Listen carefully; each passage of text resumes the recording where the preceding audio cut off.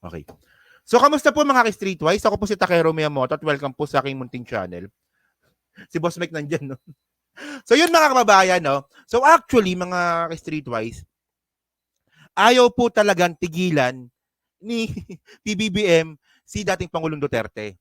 At ngayon, pinipilit po na pasagutin ni PBBM si dating Pangulong Duterte. And actually, mga ka-Streetwise, meron siyang tatlong tanong kay Digong. Meron siyang tatlong tanong. So una dito, sabi dito, okay, Marcos asked Duterte, ano ang pinangako mo sa China? So lumabas po yung article po na yan ngayong araw, April 15. So ito yung mga tanong nga po ni PBBM. Ito. Ano ba ang pinangako ng Duterte administration sa China? Dahil hindi pa natin alam kung ngayon lang tayo makakatiyak na mayroon pala talagang agreement. Tawag nila is gentleman's agreement. Tawag ko dyan, secret agreement according to him. So mga ka-Streetwise po kasi, alam naman po natin mga kababayan, na nagsalita po yung China. Yung foreign affairs po ng China mismo nagbanggit na meron talagang gentleman's agreement. Si Digong at saka si Xi Jinping. So ito po yung unang tanong nga po ni PBBM. Then pangalawa, hindi namin alam, walang dokumento. Hindi ko nga maintindihan, very experienced lawyer si Presidente Duterte, ang abogado lahat, gusto nila nakasulat lahat yan. Bakit walang nakasulat na kahit isang papel? Bakit walang video? Bakit walang announcement? Nothing he added. So pangalawang tanong ni PBBM. Then pangatlo, bakit hindi nila sinabi kung gusto nilang isikreto? Bakit hindi nila sinabi sa amin noong kami pumasok?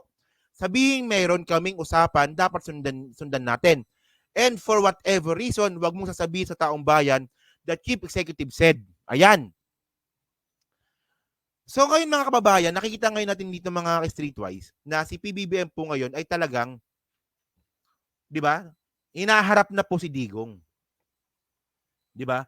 Hinaharap na po si Digong kung baga dati parang ano pa eh, parang pangiti-ngiti lang, parang sige, gawan natin ng paraan. Diba kung ano man yung ginawa ni Duterte, gawan natin ng paraan. Pero ito mga Streetwise, sobra na po kasi talaga to. Sobra na to kasi na-compromise po yung soberenya po ng Pilipinas dyan po sa kaingotang ginawa ni Digong. Ingot eh. So para mas maganda mga kababayan, actually may video dito.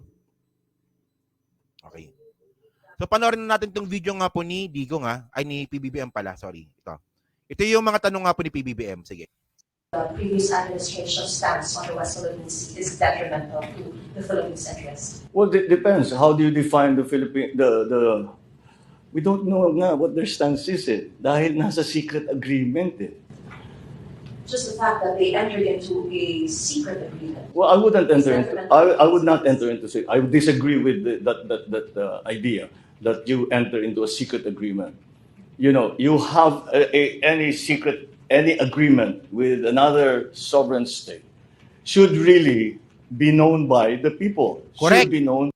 Ayan ang tanong natin dito bakit sinikreto ni Digong yung kasunduan nila ng China? Bakit niya sinikreto? Ano ba 'yon? Masyado bang sensitibo para hindi malaman ng taong bayan? O merong bayaran na nangyari? Ano ba 'yan? Magkano ba kinita ni Digong dito? So kaya naman pala mga ka-Streetwise, kaya naman pala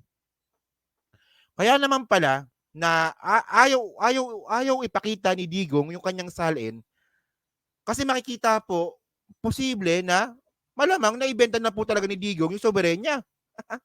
Kasi parang ganoon eh. Di ba? Ba't mo tinago? Kung hindi pa pala si PBBM naging presidente, di yari tayo. Paano pala pag si Sara naging presidente o kaya si Bongo? Hindi mukha tayong engot. Di ba? Sige, continue. By the elected officials, by the Senate, because a treaty needs to be ratified by the Senate. It should be known by all the local officials. It should be known by everyone.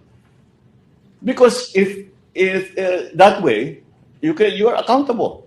If it's a bad decision, you're accountable. Correct. Kasi mali yung ginawa ninyo. Di ba? Ano yung tinatago mo? Bakit hindi nyo ba't di nyo sinabi? What are you hiding? Why was it secret? The Chinese embassy in Manila confirmed that a gentleman's agreement was reached during the Duterte administration over the Ayungin Shoal, and said that it was still followed during the early days of your administration.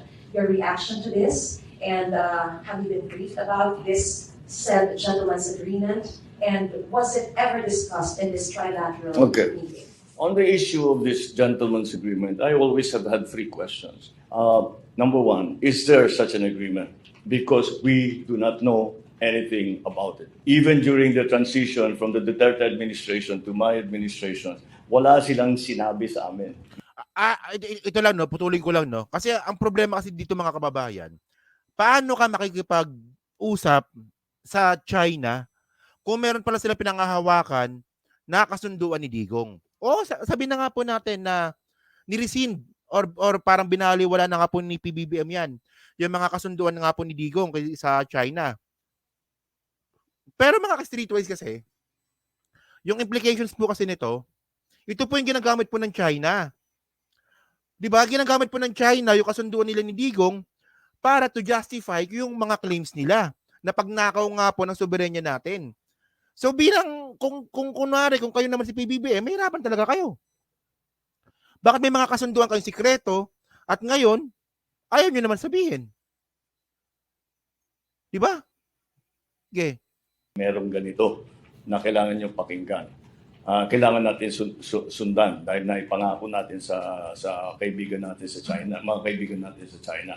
So, now, with the confirmation of the Chinese embassy, we now know that there was a secret agreement. Ayan na. Yung nag-compare talaga. Yung nag-compare. Ano ba? Confirm. Yung nag-confirm po talaga nito. Sorry. Yung nag-confirm po talaga nito, Chinese embassy na. Pati po yung China Foreign Affairs mismo nag-confirm. At kahit naman po si Digong, binanggit niya rin naman talaga yan eh. Meron daw pong kasunduan pero walang agreement. Labo talaga, no? Now, this is the second question that I have is, what is contained in that secret agreement? Ano ba ang pinangako ng Duterte administration sa China? At saka ano pa yung hindi natin alam? 'Di ba? Ano pa yung hindi natin alam? Actually, yung status ko, parte lang yan ng secret agreement. 'Di ba? Yung status ko na yan, parte lang yan ng secret agreement. So, ang sinasabi natin dito, ano pa yung nakalagay sa gentleman's agreement na binabanggit po ng China? 'Di ba? Dahil hindi pa natin alam eh. O ngayon pa lang natin talaga, ngayon lang tayo nakakatiyak na meron pala talagang agreement. Tawag nila sa gentleman's agreement. Tawag ko dyan secret agreement. Hindi namin alam. Walang dokumento. Hindi ko nga maintindihan. Very experienced lawyer si President Duterte. Ang abogado, lahat gusto nila nakasulat lahat yan eh. Bakit walang nakasulat na kahit isang papel? Bakit walang video? Bakit walang announcement? Nothing. Bakit hindi nila sinabi? Kung gusto nila isikreto, bakit hindi nila sinabi sa amin nung kami pumasok? Na sabihin, meron kaming usapan, dapat sundan natin. And for whatever reason, huwag mo sasabihin sa taong bayan. And that's my third question. Why is it secret? Why is it secret?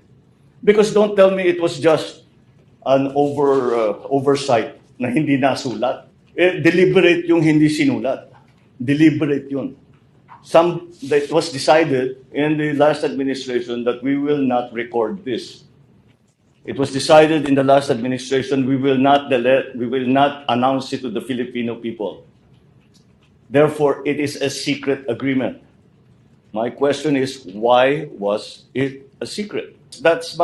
We have only answered with the statement of the Chinese embassy. We have only answered the first of those three questions. Now it's very clear that there was in fact an agreement, a secret agreement. Secondly, now the second question that I'd like to get answered is, what is the agreement? Because si PRRD sinasabi niya, walang agreement, walang gentleman's agreement. Sabi naman ng Chinese, meron. Well, confirmed naman na because PRRD is trying to characterize it as their status quo lang. Hindi, may agreement eh. Kaya pinipilit ng Chinese na sinasabi, may agreement tayo, may usapan tayo. Eh, sagot ko naman, tayo dalawa, wala tayong usapan. At yung nakarang administrasyon, walang sinasabi sa amin tungkol dyan. So, paano namin magagawa kung gusto namin sundan, kung ayaw namin sundan, hindi namin alam. So, whatever foreign policy we undertook vis-a-vis South China Sea, West Philippine Sea, was just continuing our foreign policy of maintaining the peace and promoting the national interest. It was the secret agreement, gentlemanly or otherwise, we were not informed about it. Akala ko jet ski sasabihin ni PBBM. So ito mga kababayan, no? So malinaw naman po sinabi ni Presidente Bongbong Marcos. Kapayapaan pa rin po ang gusto.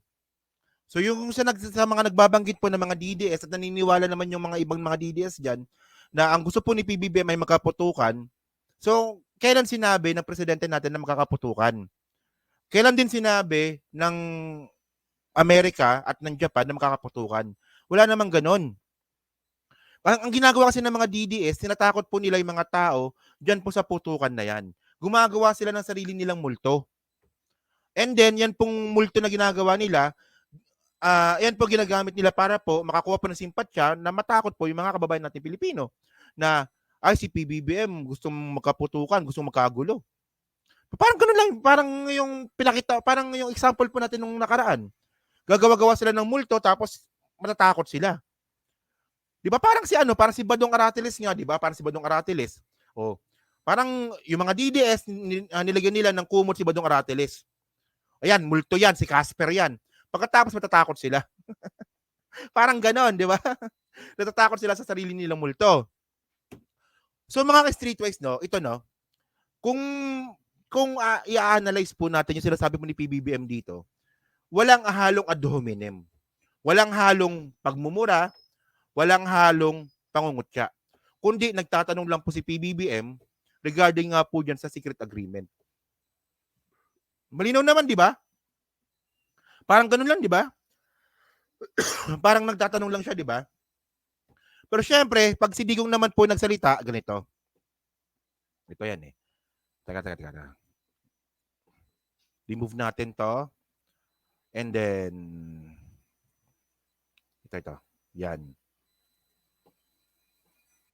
Yung agreement na yan, O, yan ah.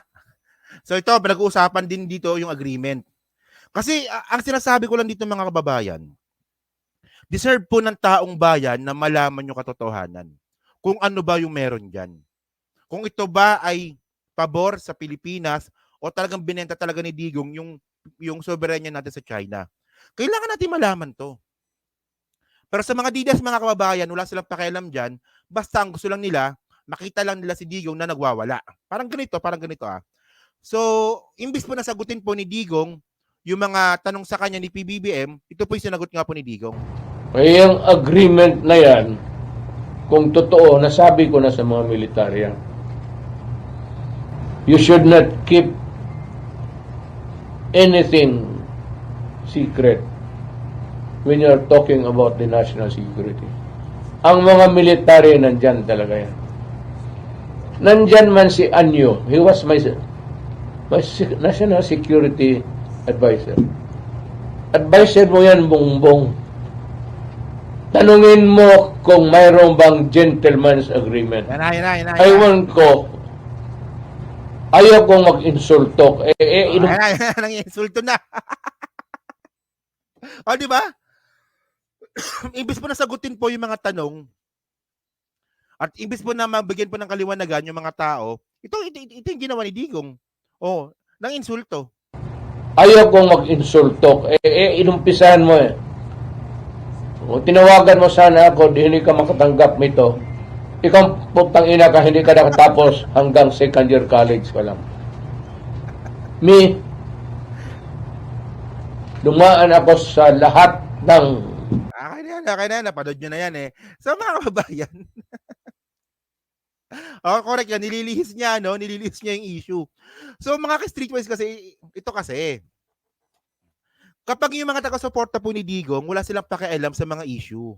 Ang gusto lang po nila, makita na nagmumura si Digong. Yan o, tinan niyo. Ito ba? Nasagot ba yung gentleman's agreement? Nasagot ba? Hindi. Hindi naman nasagot Pero, nung nagmura si Digong at nilait-lait si Presidente Bongbong Marcos, nagpalakpakan yung mga DDS. Di ba? Abnormalities nga tawag dyan Abnormalities. So, medyo medyo nakakalungkot lang po talaga na may mga kababayan po tayo na ayaw nila malaman yung katotohanan. Mas importante sa kanila yung paniniwala nila regarding nga po kay Digong. And then mga ka-streetwise ito nasagot na rin po natin to kasi baka mamaya mayroon na namang makapagtanong dyan. Kasi minsan po kasi may mga viewer po tayo na casual lang na hindi naman tayo palagi pinapanood. So regarding po dyan sa diploma nga po ni PBBM, nasagot na po natin yan. Na yung diploma po ni PBBM is ayan po ay equivalent po ng bachelor's degree. Kasi si PBBM po ay nakapag-enroll po sa Wharton ng masteral. So hindi ka pa makakapag-enroll ng masteral kung wala ka pong bachelor's degree. So ayan ang tanong natin dito. Kung sinasabi nila na hindi po graduate ng college si PBBM, paano siya nakapag-enroll ng masteral sa Wharton? Ibig sabihin ng mga kababayan, yung diploma po ni PBBM, bachelor's degree po yun. Diba? Bakit ang tagal ng ICC? Nasa proseso pa rin po sila ng investigasyon. Sa tingin ko, ayun po yung sagot dyan. Diba? So yun mga kababayan, so medyo ina-acid po talaga ako, no? Diba? Medyo ina-acid po talaga ako. Agree, o yan nga, diba? Diba? Ayun yun Hindi ka makakapag-apply po ng masteral kung wala ka pong bachelor's degree. So si PBBM po, undergraduate po siya sa masteral. So yan po yung dapat po sinasagot. So pero ito mga DDS mga kababayan, wala silang pakialam sa ganyan. Wala silang pakialam sa ganyan. And actually, mga kababayan, yung mga kakampi ko rin pong mga DDS dati nung eleksyon, na kasama kami niyan makakasama kami na pinagtatanggol nga po itong bachelor's degree nga po ni PBBM nung eleksyon. Ngayon, dahil nga po sa DDS sila, baliktad na. Binabatikos na rin po nila yung diploma ni PBBM. Samantalang dati magkakasama kami. So, hindi consistent, di ba? So yun mga kababayan, so dyan po sa 3,000 po na nanonood, so hindi pa po nakakapag-like, palik na lang po ng video po na to. Dyan po sa Team Replays, ano nga po masasabi nyo nga po dito, sa tatlong tanong nga po ni PBBM kay dating Pangulong Duterte, na hanggang ngayon po, hindi pa po masagot-sagot. So, ibig sabihin ba nun, guilty ba siya nun? Parang ganun, di ba? So yun mga kababayan, no? So thank you po mga ka-streetwise, no? So pag-comment na lang po sa baba at binabasa ko pong lahat yan. So thank you po, salamat po, okay na po, salamat, thank you po, no?